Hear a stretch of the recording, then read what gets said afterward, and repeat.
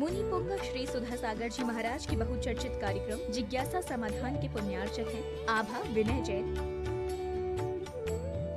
मैत्री विवेक जैन, बेबी अविष्का जैन, पुत्री दामाद Ayushi Sambhav Jain Delhi, web tex fabric private limited Ahmedabad Gujarat.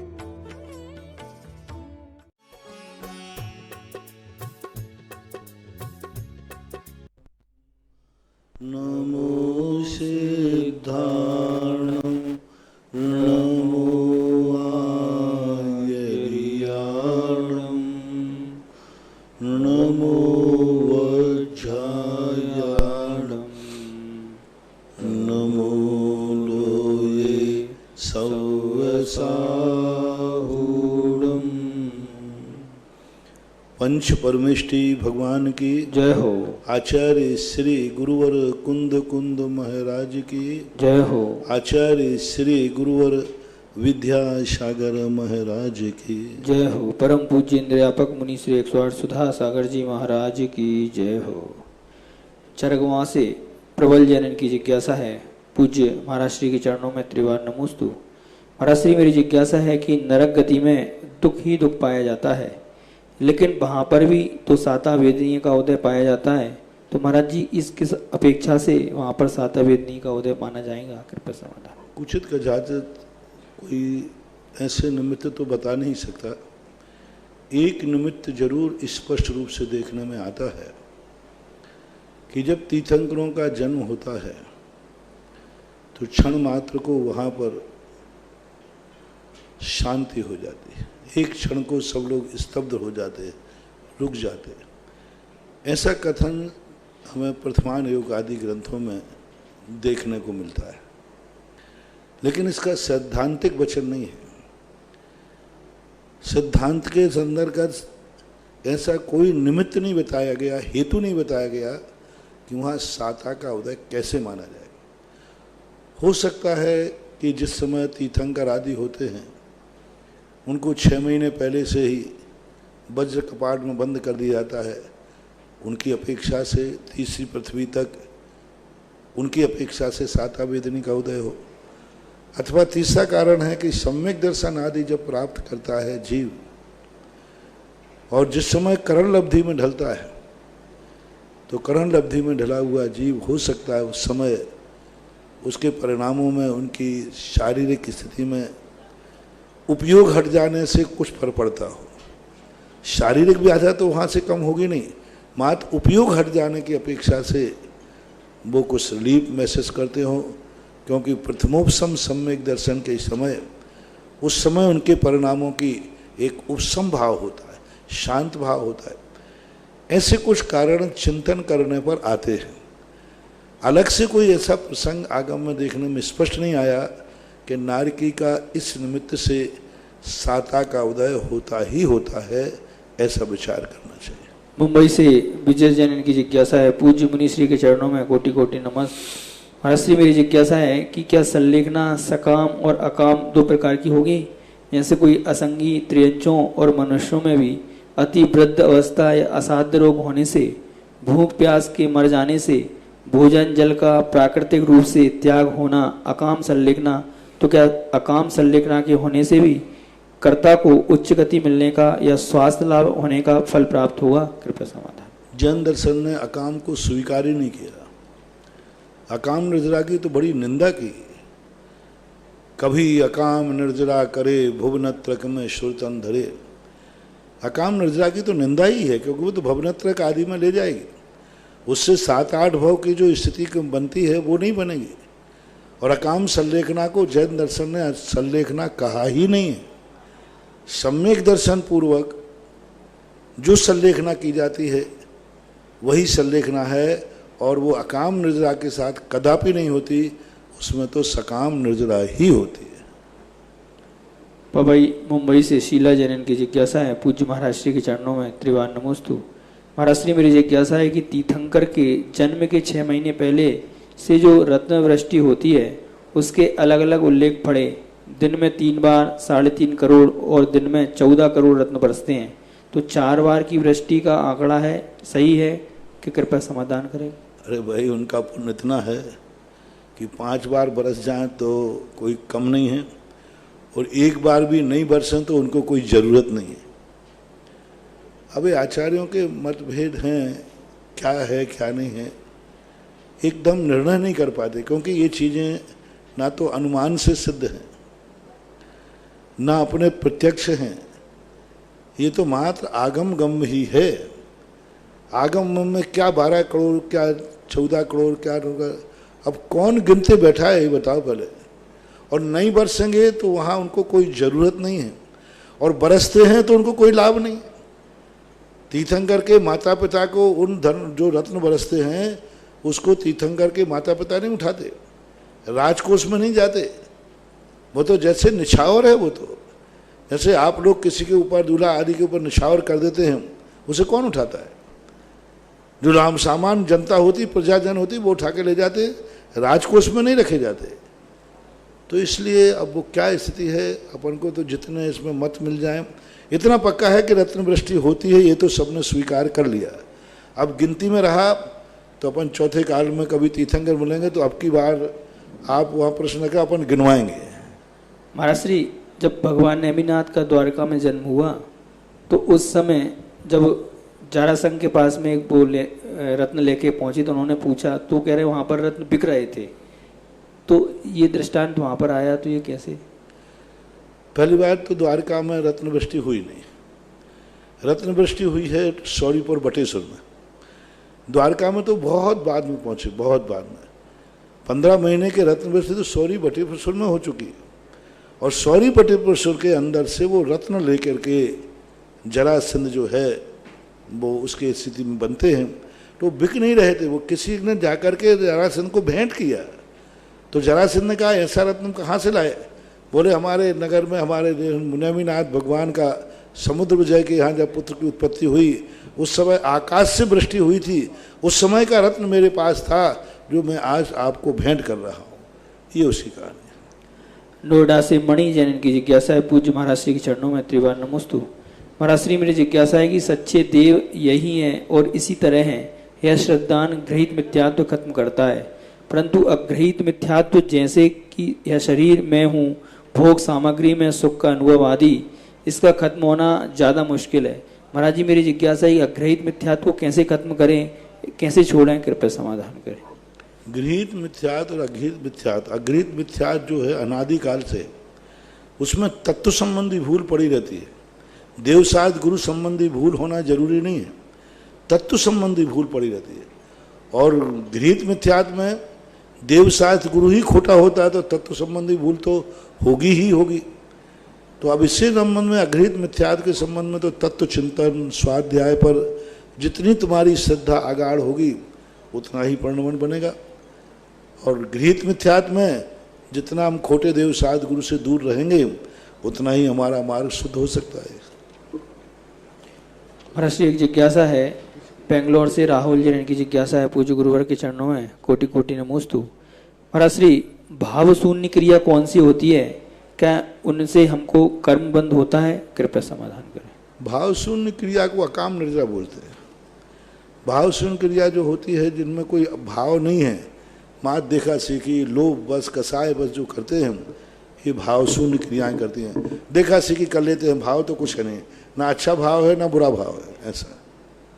और इसके संबंध में हमेशा ही विचार करना चाहिए। हमारे जैन दर्शन में भाव शून्य क्रिया है, यानी चोखा मार्ग या सच्चा मार्ग के प्रति ना होकर खोटे कार्यों के लिए करता है, वो भी भाव शून्य क्रिया है।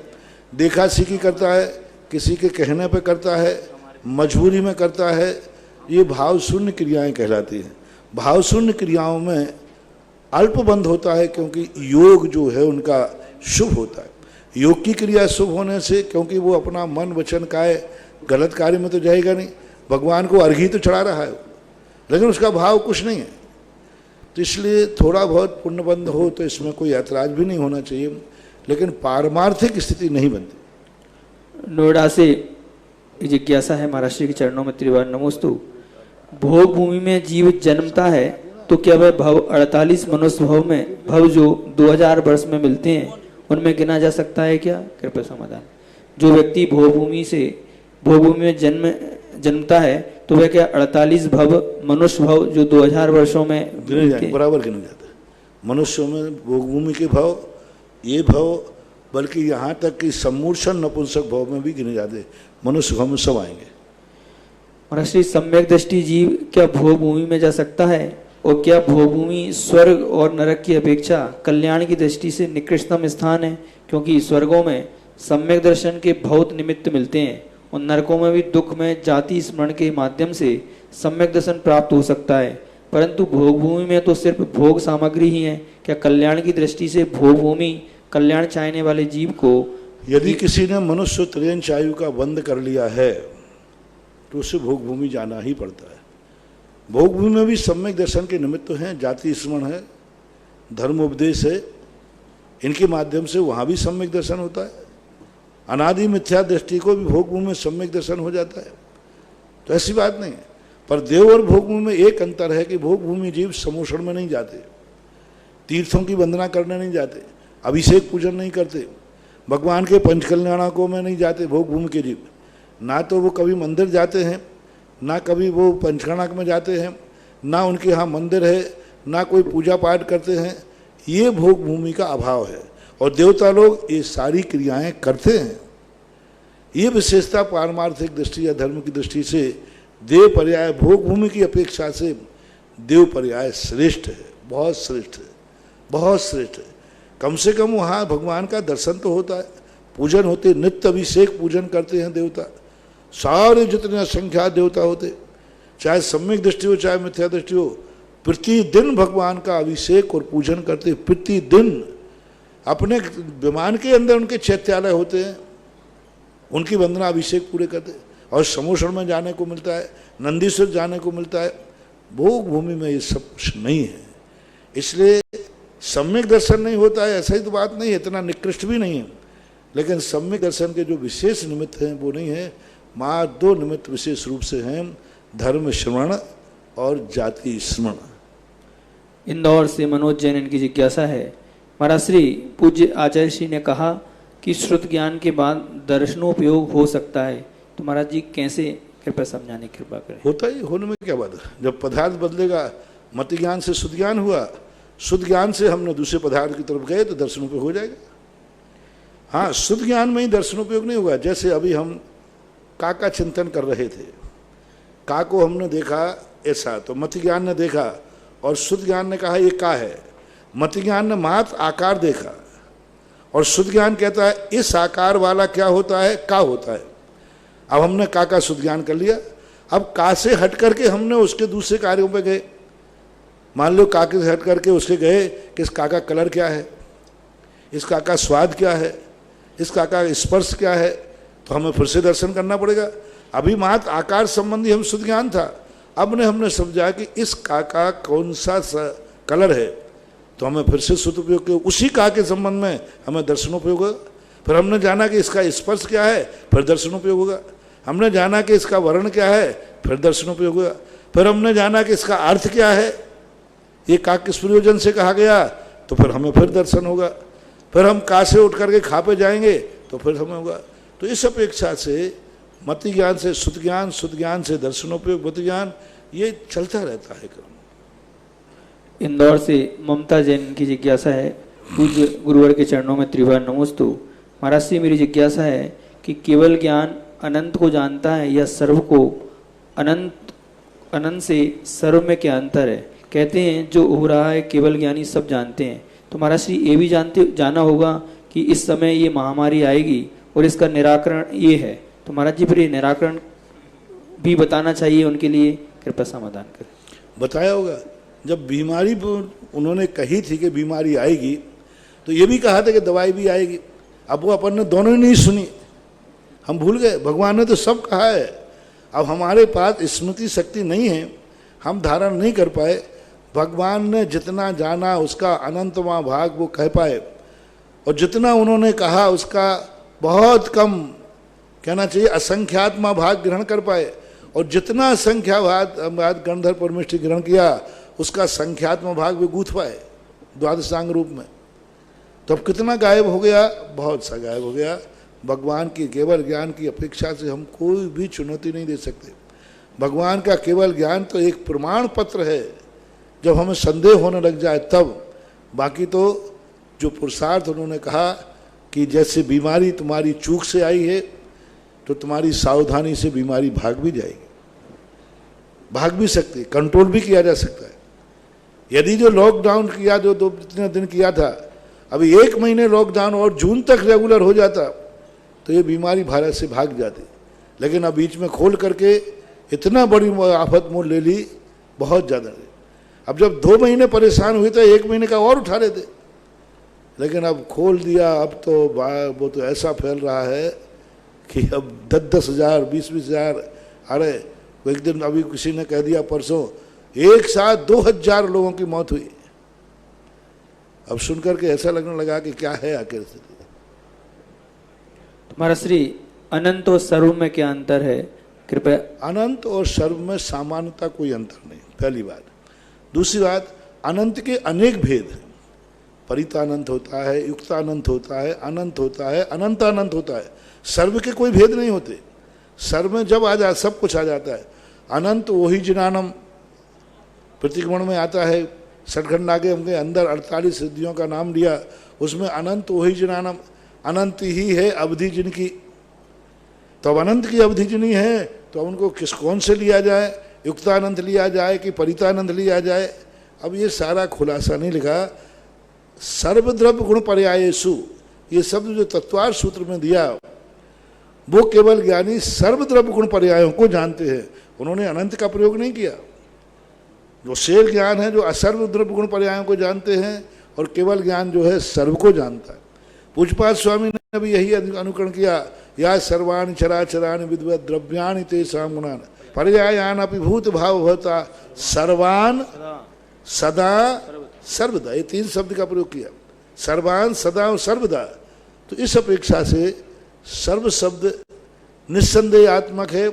अनंत में फिर विकल्प हो सकता है।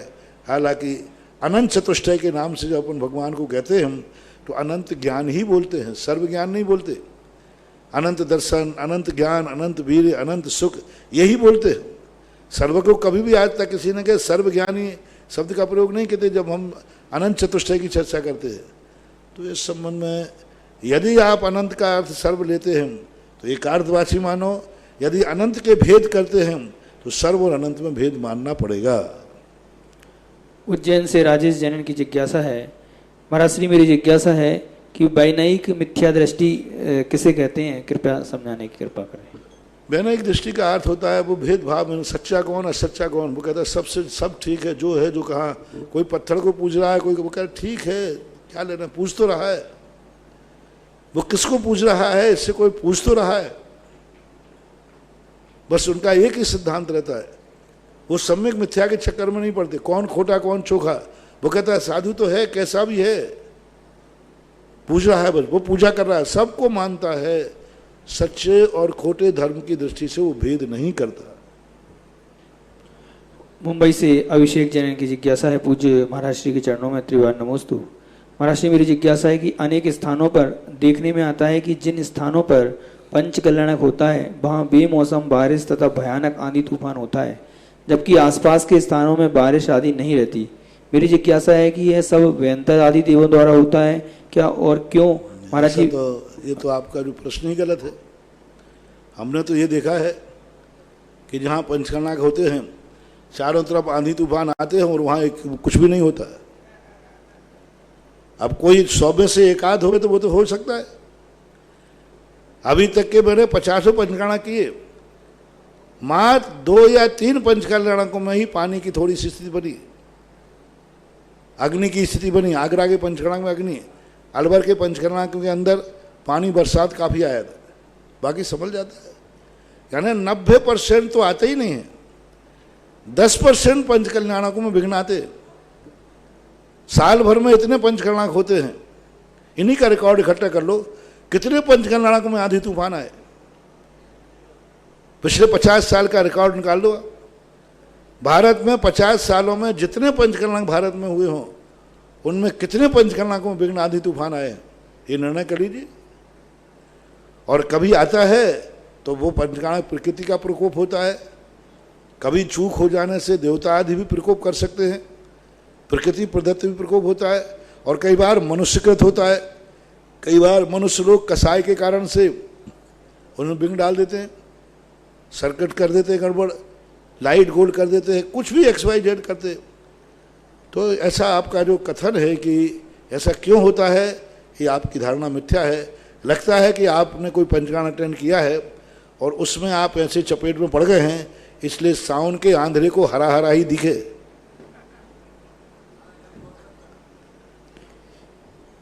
महाराज एक जिज्ञासा है, श्रुत ज्ञान में संवेदन आदि नहीं होता, जैसे चीटी आदि में हे उपाधि का ज्ञान नहीं होता, तो क्या वह श्रुत ज्ञान के माध्यम से ही जान रही है? कृपया समाधान। हित अहित का विचार दो प्रकार से, एक मोक्ष मार्ग की दृष्टि से और एक जीवन की दृष्टि से। जीवन की दृष्टि से तो चीटी हे उपाधि जानती है, अनुभव में आता है। आप देखिए चीटी जा रही है और आप एक तिनका लेकर उसको टच कीजिए, वो रास्ता बदल देगी, यानी वो जान गई कि ये तिनका मुझे बाधक है। सभी जीव जानते हैं। त्रस्त जीवों को तो जानना स्पष्ट देखने में आता है कि ये प्रतिकार करते हैं। शुद्ध ज्ञान के माध्यम से अपने जीवन संबंधी हे उपाधि जानते हैं, परमार्थ संबंधी हे उपाधि अलग है। इसलिए शुद्ध ज्ञान के माध्यम से वो जीव, एक इंद्रियों में भी शुद्ध ज्ञान होता है, उसी शुद्ध ज्ञान से अंदाज लगा लेते हैं कि ये मुझे काटने आ रहा है या सींचने आ रहा है। जल का है, सब में शुद्ध ज्ञान तो सभी जीवों में होता ही है। महाराज श्री से इसी से एक जिज्ञासा है कि श्रुत ज्ञान भी हे उपादेय को ज्ञान कर रहा है और मन पर्याय भी हे उपादेय का ज्ञान कर रहा है, जबकि संगी के पास ये दोनों होते हैं, तो फिर दोनों में अंतर क्या है? कृपया समझ। मन पर्याय ज्ञान हे उपादेय नहीं करता, अवधि ज्ञान हे उपादेय नहीं करता। हे उपादेय करने वाला मात्र एक ज्ञान है छद्मस्त अवस्था में, जिसे शुद्ध ज्ञान कहते हैं। मति ज्ञान भी हे उपादेय नहीं करता। मति ज्ञान तो जनाता है कि ये क्या है। वो तो सांप आ रहा है, मति ज्ञान कहेगा देख ले सांप आ रहा है, ये सांप है, ये भी मति ज्ञान नहीं कहेगा। मति ज्ञान तो लहरिया दिखाएगा कि इस आकार वाला आ रहा है, ऐसा है, फान ऐसा किए, ये सांप है, ये शुद्ध ज्ञान बताएगा। ये काटेगा तो मैं मर जाऊंगा, ये शुद्ध ज्ञान बताएगा। मति ज्ञान अवधि ज्ञान, मना प्रज्ञान कभी हे उपादेय नहीं करा। मना प्रज्ञान तो मात्र जानता है, अच्छा विचार है कि बुरा विचार है, कि उसको कोई लेना देना नहीं। अवधि ज्ञानी मना प्रज्ञानी भी जानने के बाद फिर ये विचार अच्छा है या बुरा है, शुद्ध ज्ञान का आलम्बन लेते हैं। मना प्रज्ञान मति ज्ञान गूंगा है, बहरा है, अंधा है, कुछ नहीं, वो तो प्रत्यक्ष जानता है। आंखें तो बंद है उसकी, कान भी बंद है, सब उस मति ज्ञान से जानता है और बोलता कभी है नहीं। जिस समय अवधि ज्ञान लगा रहे हैं उस समय अवधि ज्ञानी बोल नहीं सकते, उनको बोलना बंद करना ही पड़ेगा, क्योंकि उस समय में एक उपयोग होता है, ऐसा मानना चाहिए। ऐसा है। बेंगलोर से प्रणय कुमार जैन महेश्वरी, इनकी जिज्ञासा है, पूज्य गुरुवर के चरणों में त्रिवार नमोस्तु। महाराष्ट्री में जन्म से महेश्वरी हूँ। कुछ पिछले 6 महीनों से मैं जैन धर्म को फॉलो कर रहा हूँ और उसके बारे में जान रहा हूँ। जैन धर्म से जुड़कर मेरे मन में बहुत अशांति थी, वो जैन धर्म से जुड़ने के बाद मेरे मन में बहुत शांति हुई है। लॉकडाउन के पहले मैं मंदिर जाता था, लेकिन मैं अब मंदिर नहीं जा पा रहा हूँ और प्रतिदिन आपकी जिज्ञासा समाधान का कार्यक्रम मैं देखता हूँ। मैं जिज्ञासा समाधान को देखने में अपने जीवन में बहुत परिवर्तन किए हैं। मैं आगे जैन धर्म को फॉलो करना चाहता हूँ, मैं कुछ नियम लेना चाहता हूँ, कृपया कर मुझको मार्गदर्शन करें, कैसे करूँ? जैन धर्म को 2 प्रकार से धारण किया जाता है, एक अंतरंग रूप से, एक बाह्य रूप से। अंतरंग रूप से स्वीकार करने में तो बहुत कोई दिक्कत वाली बात है नहीं, कोई समस्या नहीं है। आप तत्व को स्वाध्याय कीजिए और अपने हृदय को विशाल करके सत्य को पकड़ने का प्रयास कीजिए।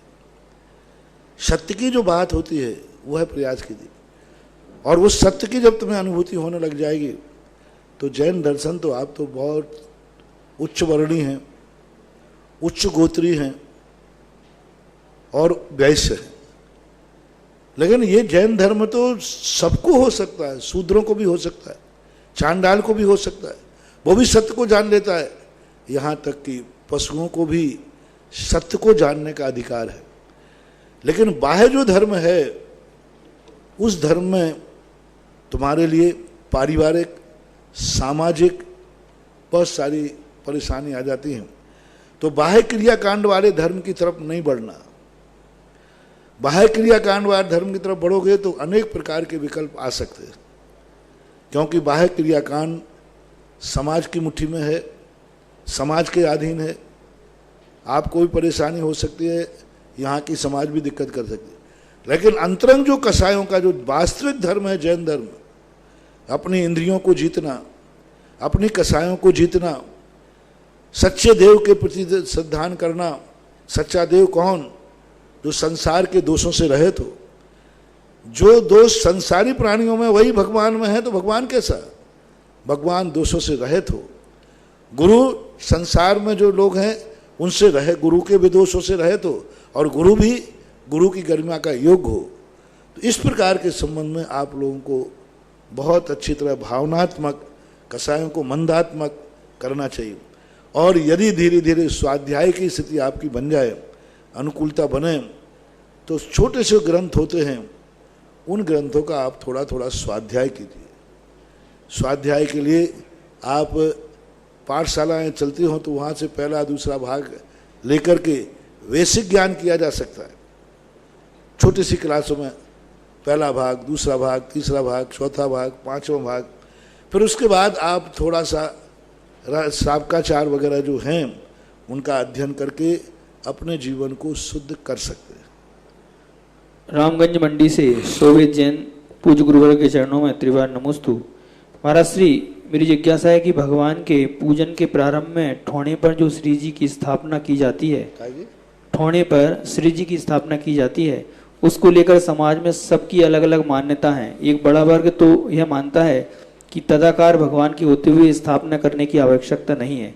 जो कि लौंग स्थापना करते हैं उनमें भी कई प्रकार की अलग अलग मान्यताएं, जैसे आह्वान लौंग से किया जाना चाहिए, पुष्प से किया जाना चाहिए, खड़े होकर किया जाना चाहिए, बैठकर किया जाना चाहिए, 3, 5, 9 लौंगों के साथ इनका विसर्जन करना चाहिए। और बहुत सारे लोग आसिका को ठंडी कर उसका गंधोदक भी लगाते हैं। क्या ये मान्यताएं ठीक हैं जैन धर्म के? पहली बात तो स्थापना को लोगों को समझना पड़ेगा। स्थापना और पूज्य की स्थापना, जो शास्त्रों में तदाकार और अतदाकार स्थापना आई है, वो स्थापना बहुत सामान्य है। शतरंज की गोटी को घोड़ा मान लेना, ये अतदाकार स्थापना है। घोड़ा आकार बनाकर घोड़ा मानना, ये तदाकार स्थापना है। कुछ नहीं करना, मान लिया, हमने कह दिया ये पेन, अपन सब कहेंगे ये पेन घोड़ा है, ये ढक्कन हाथी है, बस।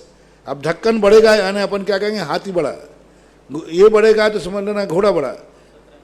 तो ये कहलाता है तदाकार अतदाकार स्थापना। अब कुछ नहीं किया, मात अपन ने सबने सहमति बैठा ली। तदाकार स्थापना क्या? एक खिलौना बना के लाए घोड़े को और कहा देखो ये घोड़े का आकार है ना, यह घोड़ा है, सबने कह दिया तो वो घोड़ा है। ये कहलाती तदाकार। लेकिन जो अपने यहाँ मंदिरों में पूज्य स्थापना होती है भगवान की, वो ना तदाकार है ना तदाकार है। उसमें पंच कल्याणक करना जरूरी है, उसमें प्राणों की स्थापना की जाती है। जो तदाकार तदाकार स्थापना है, इसमें मात भाव है, मात मान्यता है, उसमें कभी प्राणों की स्थापना नहीं की गई है, मंत्र नहीं पढ़े गए हैं। मूर्तियों में जो स्थापना निक्षेप है, ये साक्षात भगवान को स्थापित किया गया, पंचकल्याणक किया गया। इसलिए धर्म की स्थापना पंचकल्याणक पूर्वक होती है। और जो तदाकार तदाकार स्थापना है, इसको यहाँ बिल्कुल ही नहीं घटाना चाहिए। कोई लेना देना नहीं दूसरे स्थापना का, तदाकार का। सदा सुखदास जी पंडित जी ने भी यही भूल करके समाज में भ्रम पैदा कर दिया। और आज भी कई लोग वर्तमान में इसी उदाहरण को दे करके कि अतदाकार स्थापना क्या करना, जब सामने भगवान बैठे हैं चावल तो, अरे भाई वहाँ वो है ही नहीं। दूसरी बात, चावलों में भगवान की स्थापना नहीं है। हमारे यहाँ भगवान की स्थापना करोगे तो पंचकर्णा करना पड़ेगा। सूर्य मंत्र किसने दिया चावल में? जो लौंग आपने रखी, ओम अत्र आदिनाथ जिनेन्द्राय अत्र, उस लौंग में सूर्य मंत्र कब दिया? गर्भ कल्याणक कब बनाया? जन्म कल्याणक कब हुआ? दीक्षा कल्याणक कब हुआ? कितने कल्याणक किए उस लौंग के? वो है ही नहीं स्थापना। वो पूजा की स्थापना है, पूज्य की स्थापना नहीं। पूज्य की स्थापना नहीं, पूजा की। मैं आदिनाथ पूजा कर रहा हूं, पर पूज्य की पूजा की स्थापना में क्रिया जिसके लिए की जाती है वही कहा जाता है। हम पूजा कर रहे हैं लेकिन यही कहेंगे क्या कर रहे हैं, आदिनाथ भगवान की भक्ति कर रहा है। अरे आदिनाथ भगवान ही कर रहे हो, कोई पूजा कर रहे हो? पूजा आदिनाथ नहीं हो सकते, पूजा आदिनाथ नहीं हो सकते, वो तो पूज्य हैं। और कह रहे हैं कि हम आदिनाथ भगवान का साक्षात्कार कर रहे हैं, आराधना कर रहे हैं। अरे पूजा कर रहे हो कि आदिनाथ, वो तो पूज्य तुम्हारी पूजा है, लेकिन पूज्य में पूजा का अभाव कहने में आता है। पूजा में पूज्य की स्थापना की जाती है और पूज्य को पूजा मान लिया जाता है। इस अपेक्षा से वो पूजा के चावल हैं, संकल्प के चावल हैं, ना कि आदिनाथ भगवान की स्थापना है।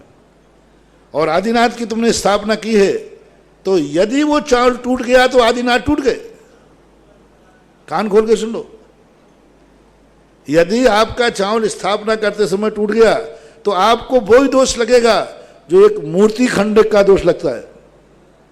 अब बोलो, चावलों की लोगों की स्थापना करते समय कितने बार चावल टूट जाते, चढ़ाते जाते, और मूर्ति टूट गई। अब मूर्ति टूटने का जो प्रायश्चित है, सिद्ध चक्र मंडल विधान, शांति विधान, महान प्रायश्चित है। अब जाओ करो, कितने करते हो, और वो टूटे गए चावल है ही नहीं। वो स्थापना पूज्य की स्थापना नहीं, पूजा की स्थापना है, संकल्प की स्थापना है। लेकिन कहने में यही आएगा आदिनाथ भगवान अत्रो तुष्टो तुष्टो ठाठा सन्निधिकरणम, लेकिन ये संकल्प मात्र है, उसको कुछ नहीं। इसलिए अपन थोड़ा सा पानी डाल करके ये कर देते हैं कि भाई हमारे पूजा का संकल्प खत्म हो गया, इसलिए कुछ ना कुछ तो हमें करना ही पड़ेगा विसर्जन के लिए। उसकी आस्का लेने में कोई आपत्ति नहीं है, पर उसको भगवान मानना, जैसे मूर्ति में भगवान की स्थापना है, अतदाकार स्थापना मानना, ये अतदाकार किसी आगम में नहीं लिखा कि ठौने पर अतदाकार स्थापना की जाती है। लेकिन स्थापना सबको लिखी है, ऐसा एक भी आगम नहीं है बिना स्थापना के पूजा होती ही नहीं है। प्रतिष्ठा पाठों के अंदर जितनी पूजाएं दी हैं सब में स्थापना दी। अब शास्त्रों में जो पूजा का वर्णन मिलता है वो पूजाएं नहीं लिखी शास्त्रों में, 8 प्रकार की द्रव्य लिखी है। ओम ह्रीम जलम निरुपामति स्वाहा ये नहीं लिखा, ये लिखा है कि जल क्या है, चंदन क्या है, अक्षत क्या है, ये 8 द्रव्यों के नाम बताए। पूजा के रूप में नहीं बताए, पूजा के वर्णन के रूप में बताए। लोग कहते हैं किसी शास्त्रों में स्थापना नहीं है, तो किसी शास्त्रों में जयमाला भी नहीं है। यदि वो दलील देते हैं कि देखो नेमी चंद महाराज ने 8 द्रव्यों का वर्णन किया, यति वृषभ महाराज ने 8 द्रव्यों का वर्णन किया, उसमें स्थापना नहीं की। अच्छा, स्थापना नहीं की तो फिर ओम ह्रीम जन्म जरा मृत्यु विनाशनाय जलम निरुपामति ये भी नहीं कहा, संसार ताप विनाशनाय ये भी नहीं कहा। ये भी किस शास्त्र में लिखा है, कौन से शास्त्र में? फिर उसके बाद जयमाला भी नहीं लिखी, फिर उसके बाद शांति विधान भी नहीं लिखा, शांति पाठ भी नहीं लिखा, विसर्जन भी नहीं लिखा। तो वहां पर शास्त्र में मानना वो पूजा नहीं है, पूजा की परिभाषा है, वर्णन है। पूजा के ग्रंथ में प्रथम प्रतिष्ठा पाठ माने जाते हैं। सबसे पहले पूजा का वर्णन प्रतिष्ठा पाठों में आया, और प्रतिष्ठाओं में जितनी पूजाएं लिखी, बिना स्थापना के पूजन करना पूजा निस्सार है। स्थापना करना ही चाहिए, लेकिन उसको भगवान नहीं मानना चाहिए। वो एक संकल्प के चावल हैं, उनको अपन उच्चासन पे इसलिए रख देते हैं जिससे हमारा संकल्प हमें ज्ञान में रहे कि अभी मैंने आदिनाथ की पूजा का संकल्प किया है। इस अपेक्षा से ऐसा सामंजस्य बैठा लो। प्राचीन काल की आगम की परंपरा स्थापना करने की चली आई, इसका निषेध मत करो, नकारो मत। थोड़ा तदाकार और अतदाकार के संबंध में सोचो, और मूर्ति में जो स्थापना की जाती है वो तदाकार अतदाकार वाली स्थापना नहीं है। यहाँ तो साक्षात जिनेन्द्र देव को स्थापित किया गया है। मुर्गे की कहानी आती है कि आटे का मुर्गा बनाया, आटे का मुर्गा बनाकर उसकी प्राण प्रतिष्ठा की गई। ऐसे ही मुर्गा बन जाने के बाद टूट जाए तो आपसे तो रोज को खिलौना टूटते हैं। आपने लकड़ी का खिलौना बना के लगा, मिट्टी का, कोई तोते का, किसी का, वो हाथ से गिर के टूट जाता कि नहीं? तो फिर आपको एक तोते के मारने का पाप लगना चाहिए, क्योंकि तोता टूट गए। वो तोता तो था स्थापना निक्षेप से, नहीं लगेगा। क्योंकि उसमें प्राणों की प्रतिष्ठा नहीं हुई अभी। स्थापना तदाकार है लेकिन प्राण प्रतिष्ठा नहीं है। उस मुर्गे की बड़ी चलाने के लिए बराबर प्राण प्रतिष्ठा की गई। उस मुर्गे के अंदर प्राण डाले गए, पूरे 10 प्राण डाले गए, इंद्रियां का डाला गया, चेतना डाली गई, ऐसी स्थापना करके फिर उसका हनन किया गया। इसलिए मुर्गे के काटने का पाप लगा। खिलौने का टूटना और खिलौने को तोता बना करके फोड़ना बहुत अंतर है, बहुत अंतर है। समझ। देश विदेश में सुन रहे समस्त श्रावक श्राविकाओं की ओर से समस्त जिज्ञासाओं का समाधान करने वाले पूज्य गुरुदेव के चरणों में बारंबार नमोस्तु नमोस्तु नमोस्तु। सर्वप्रथम अनुज जैन कोलकाता से पूछ रहे हैं, पूज्य गुरुदेव के चरणों में नमोस्तु। महाराज श्री तीर्थंकर भगवान को भगवान संज्ञा कब प्राप्त होती है, समाधान करें।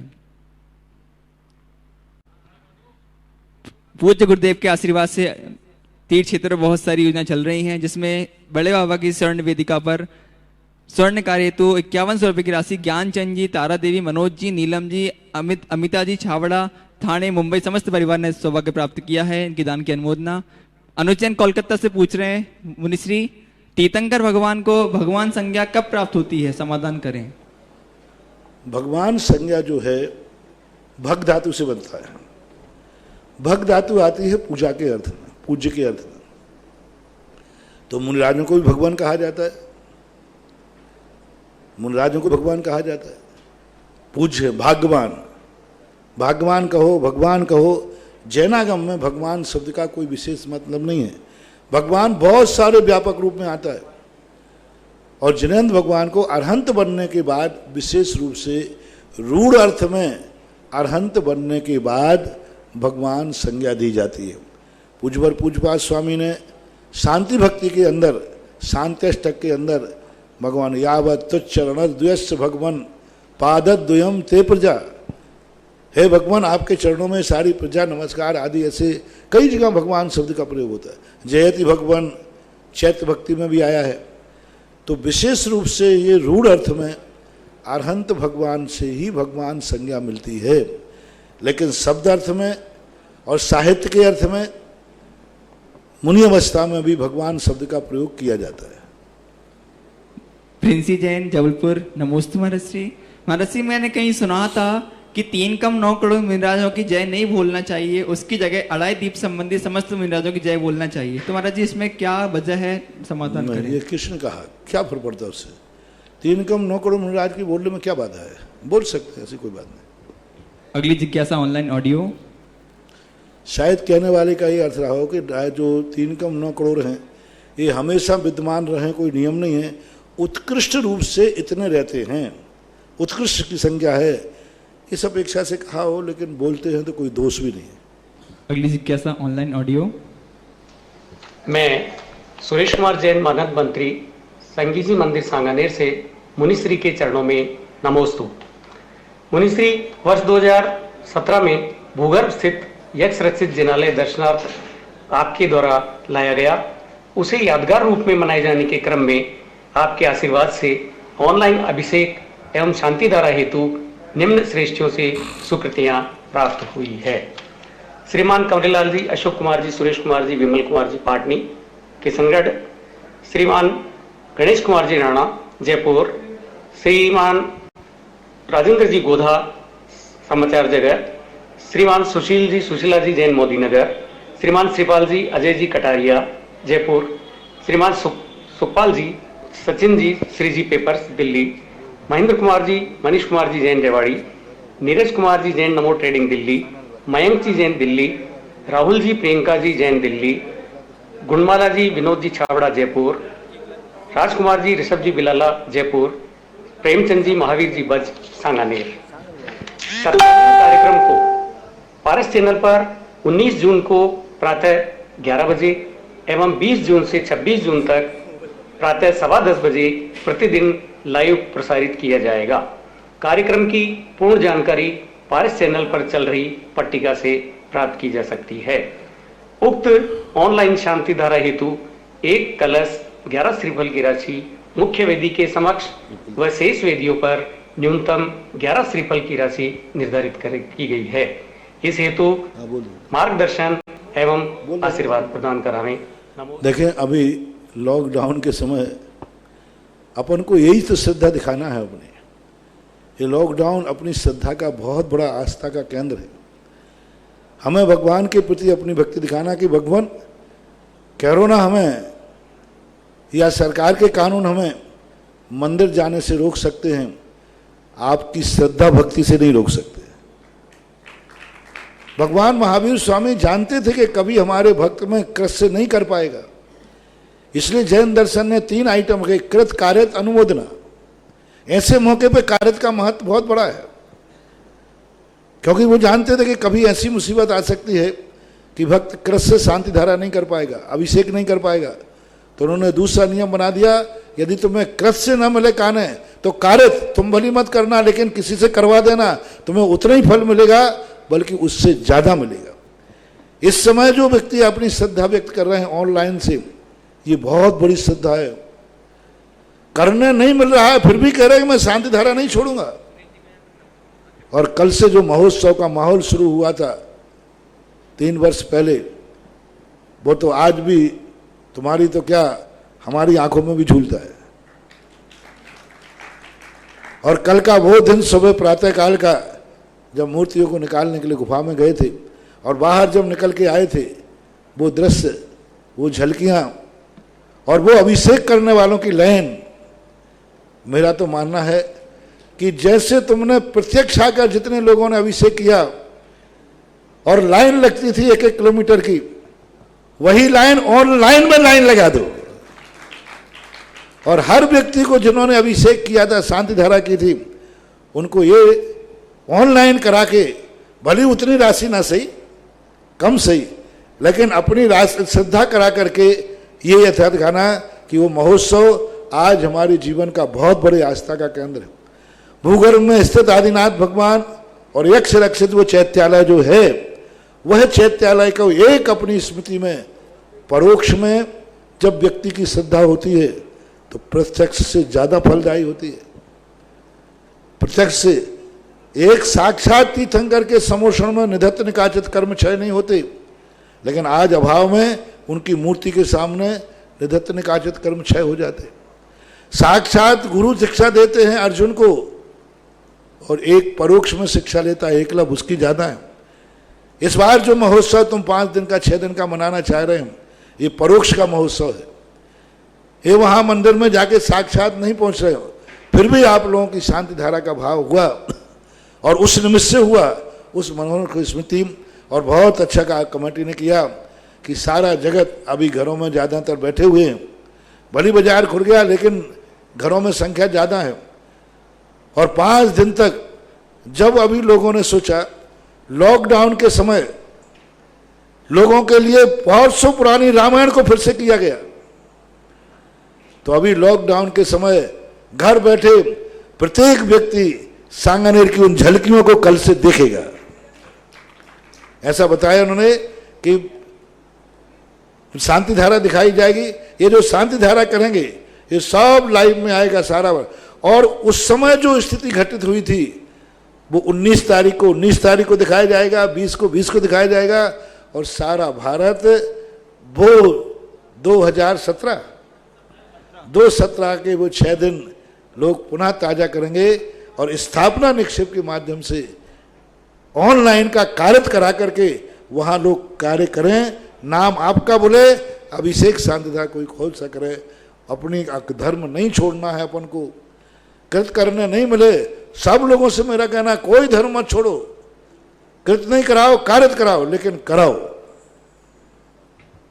देखिए, पूज्य गुरुदेव का आशीर्वाद हम सभी भक्तों को प्राप्त हुआ है, जिसमें हम सभी लोगों ने सांगानेर महोत्सव में जो कुछ भी यादगार क्षण मनाए थे, अपन ने भगवान का अभिषेक किया था। और जिन्होंने अभिषेक नहीं कर पाए थे, हम सभी लोगों को इस क्षण को यादगार बनाना है, जिसमें जहाँ पर अभिषेक होगा उसमें मूल लाइन जो पांडुशिला होगी उस पर जो शांतिधार होगी इसकी राशि 1,11,000 है। और अन्य जो पांडुशिला उस पर राशि अभिषेक करने की राशि 11,000 रुपये की है। जिस किसी को भी इस क्षण को यादगार बनाना है वह सुरेशी मंत्री जी का आप नंबर नोट कर लें, 9828236370। मैं पुनः बोल रहा हूँ, 9828323637 इस पर संपर्क करें और अपनी शांति धारा लिखा करके अपना नाम घोषित करें। नमोस्तु महाराज श्री। ब्रह्मचारिणी प्रीति दीदी प्रश्न कर रहे हैं, उपयोग की अपेक्षा केवल ज्ञान की उत्पत्ति को भाव मोक्ष कहा है, इसे समझाइए। उपयोग की अपेक्षा केवल ज्ञान की उत्पत्ति को भाव मोक्ष कहा है, इसे समझाइए। भाव मोक्ष कहा है तो उसे जीवन मुक्ति कहते हैं। केवल ज्ञान की अपेक्षा से कह दिया गया है कि अब उनका जन्म नहीं होगा, क्योंकि अब संसार में कर्म का बंध नहीं होगा, इसलिए उनको भाव मोक्ष।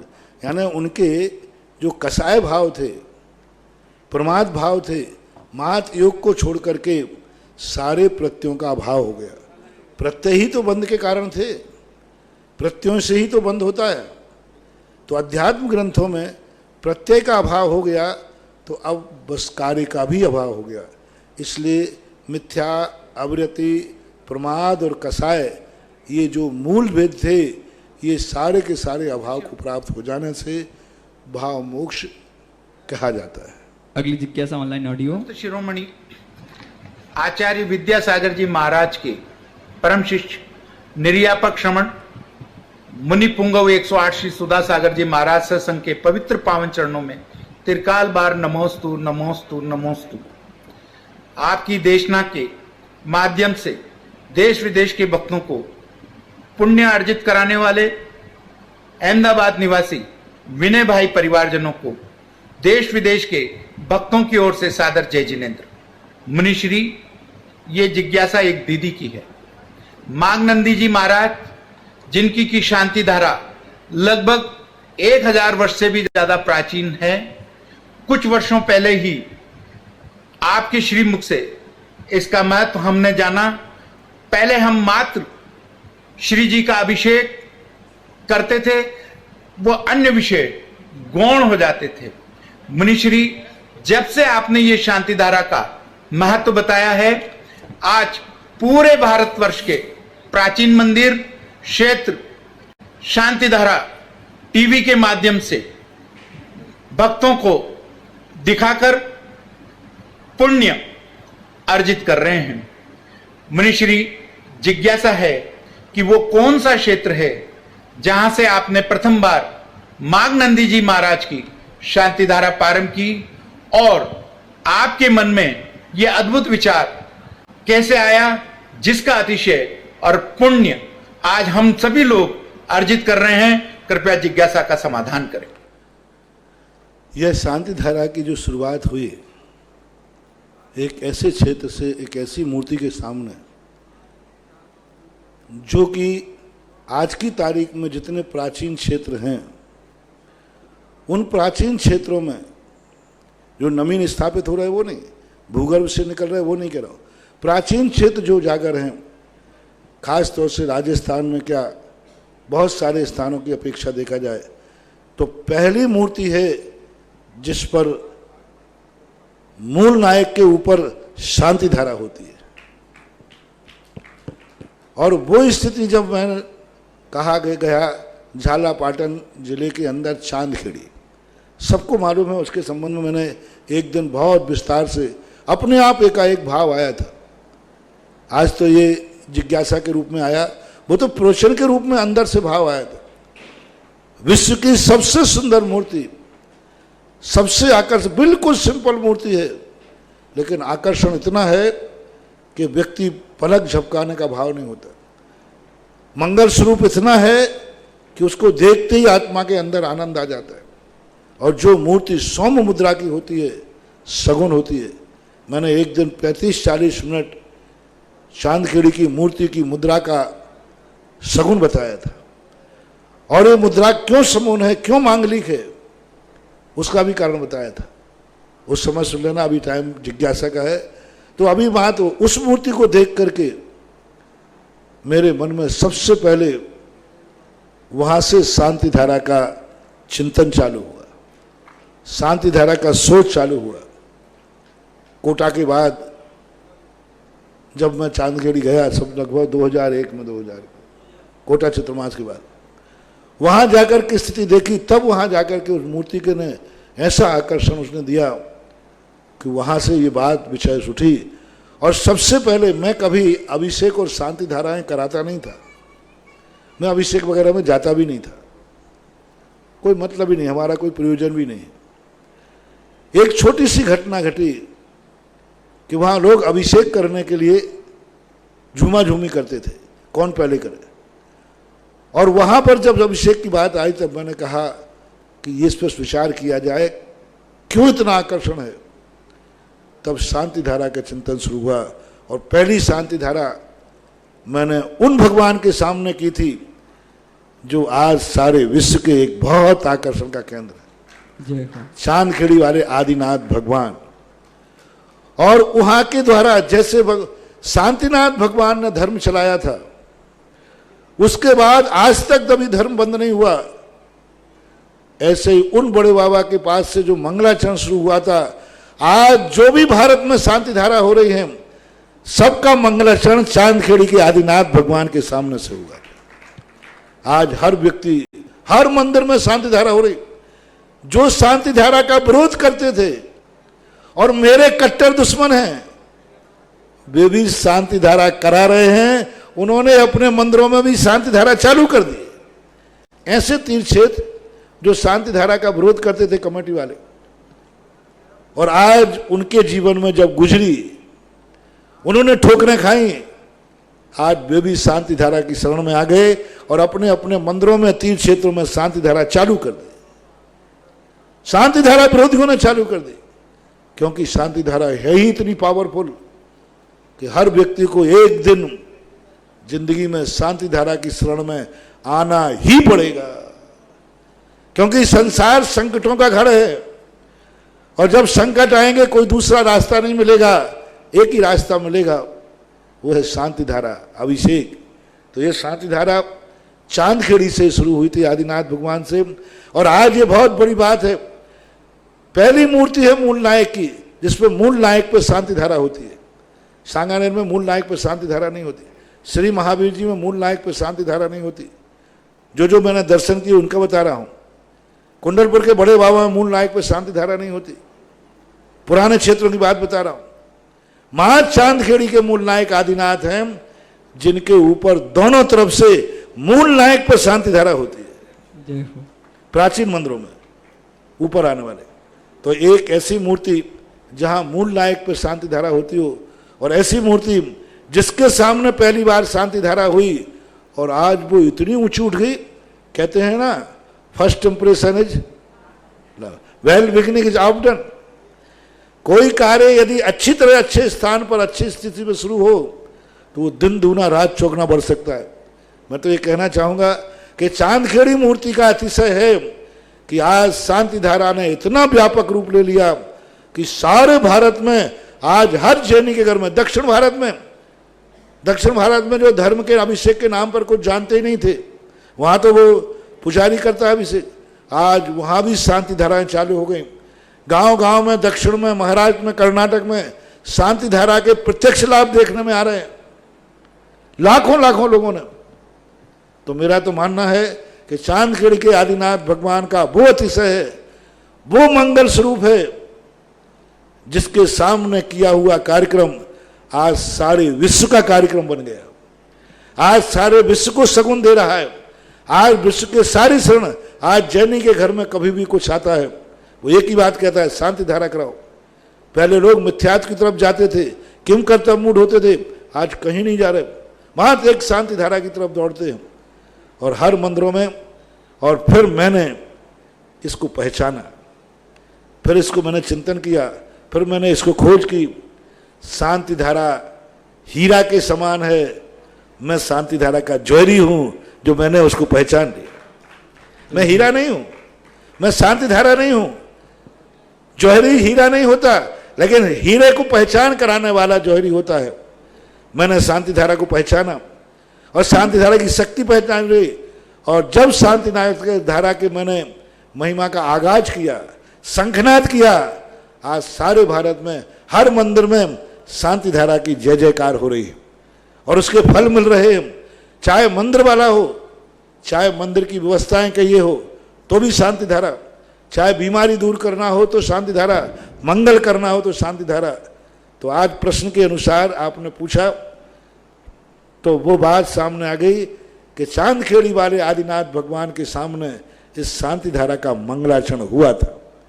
और मूल नायक भगवान की यदि शांति धारा तुम्हें करना है पुराने भगवानों में, तो वो चांदखेड़ी ही जाकर करिए जिसमें मूल नायक भगवान की शांति धारा होती है।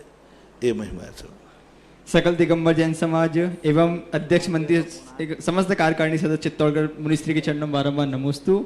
महाराज मुनिश्री वर्ष 2020 के चतुर्मास चित्तौड़गढ़ में हूँ, ऐसी पूरे समाज की भावना है। गुरुदेव हम पिछले कई वर्षों से आशा लगाए बैठे हैं कि आपके चतुर्मास का सानिध्य हमको मिले। चित्तौड़गढ़ छोटा समाज है, फिर भी भावना प्रबल है। गुरुदेव आप जैसा आपके प्रवचनों में हम सुनते हैं कि भावना बहाते रहना चाहिए। शायद कोरोना का साल हमें भाग्य में लिखा है। गुरुदेव हमें आपका आशीर्वाद चाहिए। हम आपको पूर्ण विश्वास दिलाते हैं कि आपकी सेवा में हम तन मन धन से समर्पित रहेंगे और पुनः आपसे निवेदन करते हैं कि आप 2020 का चतुर्मास आपके चित्तौड़गढ़ की धरा पर हो। गुरुदेव हमारी उनकी जिज्ञासा है कि हम सभी जिनेंद्र प्रभु की भक्ति से वंचित हो गए हैं, मन दुखी होता है। हमने भावना भाई कि हमारा अंतिम मरण समाधि मरण हो, तो महाराज जी इसके लिए हम क्या प्रयास करें? उनका निवेदन है कि हमारा लक्ष्य है कि समाधि मरण हो, तो इसके लिए हम क्या भावना भाएं? भावना भाव, और भावना भाने के बाद संगति मिले तब समाधि करो। ये सामान्य प्रश्न है। अच्छी भावना भाव कि भगवान जब भी मेरे प्राण निकलें भगवान की भक्ति करते हुए निकलें, हम सब प्रकार के परिग्रह का त्याग करके निकलें, ऐसा। रक्षिता जैन बगड़ा बिजौलिया नमोस्तु महाराज श्री। नमोकार मंत्र लिपिबद्ध होने से पहले क्या उसका क्रमादि ऐसा ही था? नमोकार मंत्र लिपिबद्ध होने से पहले उसका क्रम यही था या कुछ अलग था? यही था सबसे। सांगनेर के लिए एक घोषणा 11,000 की राशि से राजकुमार जी, चंदा जी, यशोधर जी, पहाड़िया समस्त व्यापार परिवार। आगे प्रश्न और 20 जून को ज्ञानोदय में शांति धारा होगी जो जिसके 900 दिन पूरे हो जाएंगे उसके उपलक्ष्य में। आगे नमोस्तु। देखिए अभी कितना लोगों की भक्ति कितनी बड़ी बात है। अभी 20 तारीख के दिन चांदखेड़ी के मुनि सुब्रत नाथ भगवान का 900वां दिन हो रहा है।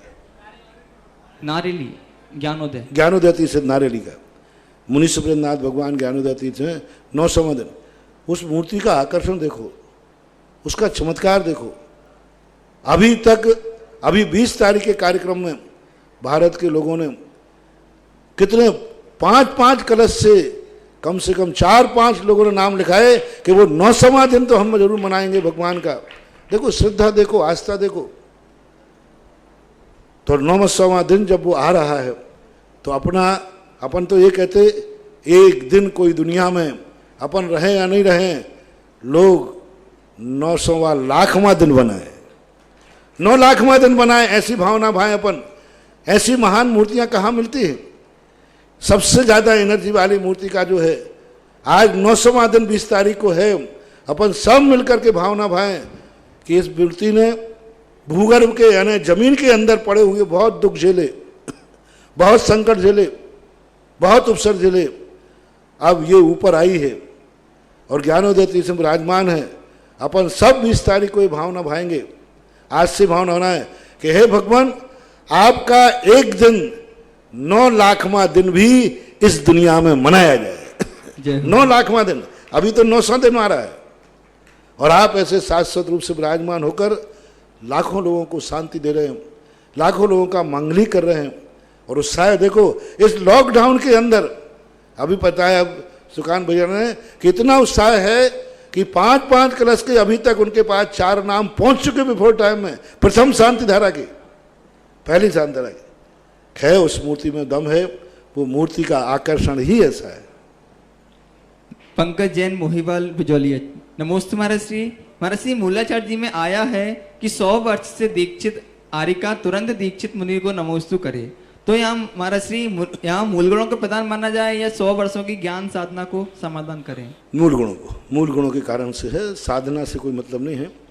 मूल गुण आत्मक जो उनकी परिणति है उनके कारण, साधना से कोई मतलब नहीं।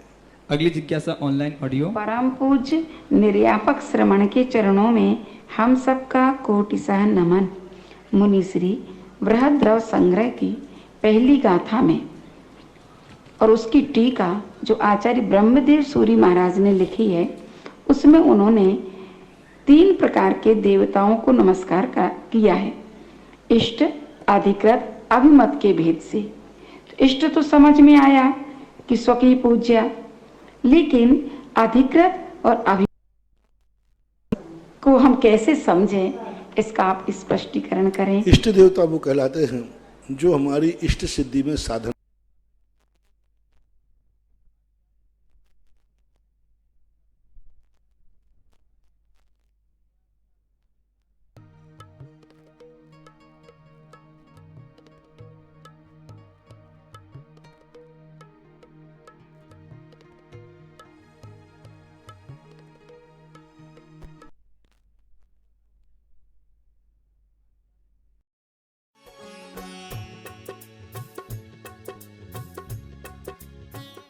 मुनि पुंग श्री सुधा सागर जी महाराज की बहुचर्चित कार्यक्रम जिज्ञासा समाधान के पुण्यार्थ शक्ति आभा विनय जैन,